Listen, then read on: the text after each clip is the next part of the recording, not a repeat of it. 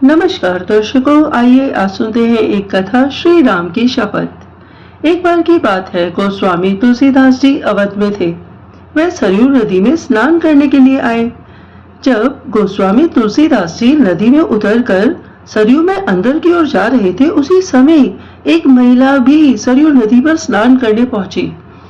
उस महिला को तो जल्दी स्नान करना था, तो उसने तुलसीदास जी को देखकर प्रणाम किया और कहा कि बाबा जी, मुझे शीघ्र स्नान करना अनिवार्य है।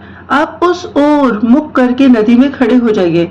आपको आपके राम जी की शपथ है, जब तक मैं ना कहूँ बाबा जी, आप पीछे मुड़कर नहीं देखेंगे और ना ही नदी के बाहर निकलेंगे।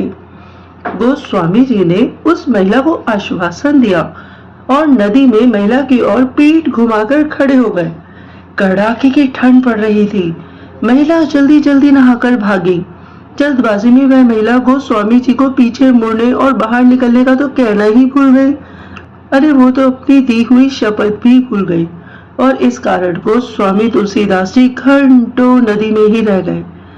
जब इतनी देर हो गई और गोस्वामी तुलसीदास जी मंदिर नहीं पहुंचे, तब लोग हर जगह उन्हें ढूंढने लगे।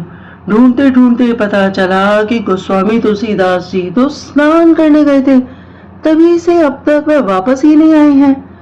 तो अब वो लोग सरयू नदी के किनारे जा पहुंचे और उन्होंने वहां पाया कि गोस्वामी तुलसीदास जी तो सरयू नदी में ही खड़े हैं। उन्होंने गोस्वामी जी से बाहर निकलने का आग्रह किया। तब गोस्वामी तुलसीदास जी ने मना करते हुए कहा कि मैं बाहर नहीं निकल सकता हूँ।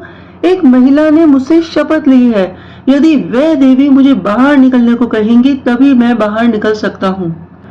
तुलसीदास जी की ये बात सुनकर सभी लोग हैरान हो गए और धीरे धीरे ये बात राजा के पास पहुंच गई। राजा कुछ समझ ही नहीं पाए।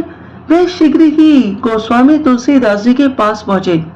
राजा ने गोस्वामी तुलसीदास जी से बाहर निकलने की विनती करते हुए कहा कि किसी व्यक्ति की शपथ के कारण इस कड़ाके की ठंड में नदी में खड़े रहना स्वास्थ्य के लिए सही नहीं है।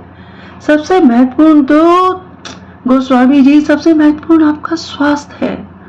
परंतु गोस्वामी तुलसीदास जी उन्हें मना करते हुए बताया कि मेरे से कहीं अधिक मेरे प्रभु का नाम महत्वपूर्ण है। उन देवी ने मुझे मेरे प्रभु श्री राम की शपथ दिलाई थी। उनका नाम मेरे पूरे अस्तित्व से अधिक महत्वपूर्ण है। राजन, श्री राम का नाम मेरे अस्तित्व से कहीं अधिक महत्वपूर्ण है। तो राजा ने गोस्वामी तुलसीदास जी से पूछा कि बाबा जी, उन देवी का नाम क्या है और कहाँ की रहने वाली है वो? इस प्रश्न पर तुलसीदास जी ने राजा से कहा, मुझे ज्ञात नहीं है। तब राजा ने पूरे अवध में ढोल बजवा के उस महिला को शीघ्र सरयू नदी के तीर पर उपस्थित होकर गोस्वामी तुलसीदास जी को शपथ मुक्त करने का आदेश दिया। उस महिला को जैसे ही अपनी गलती का आभास हुआ, वह दौड़ती हुई नदी के तीर पर जा पहुंची। वहां वह महिला दोनों हाथ जोड़कर क्षमा याचना करते हुए बोली, गोस्वामी जी से कहने लगी कि बाबा जी, अब आप पीछे मुड़कर देख सकते हो, नदी से भी बाहर आ सकते हो। फिर कहने लगी कि हे बाबा जी, मुझसे बहुत बड़ा अपराध हुआ है, मैं दंड की भागी हूँ। यदि आपकी दया हो तो, यदि आप मुझे क्षमा कर दे तो। गोस्वामी तुलसीदास जी ने मुस्कुराते हुए कहा, नहीं देवी, आपसे कोई अपराध नहीं हुआ है। मेरे प्रभु चाहते थे कि मैं यहाँ एकांत में श्री सरयू के जल में उनकी भक्ति करूं। मुझे ऐसा करने का शुभ अवसर प्राप्त हुआ, इसके लिए तो मैं आपका ऋणी हूँ, आपको धन्यवाद करना चाहता हूँ। मित्रों, ये कथा तो यहीं पर संपूर्ण हो गई। हमने इस कथा से सीखा कि ऐसे होते हैं सिद्ध पुरुष, अतः शांत। ये भारत भूमि है, ये देव भूमि है, जिसे भगवान भी अवतरित होने के योग्य समझते हैं। भारत भूमि तो संतों की भूमि है। अनंत काल से कितने ही बड़े ऋषि मुनि महात्मा संत जन साधु यहाँ जन्म लेते आए हैं। अपने ज्ञान की धारा से अपने समय में और उसके बाद भी लोगों को निर्मल करते चले आ रहे हैं, करते चले आ रहे हैं।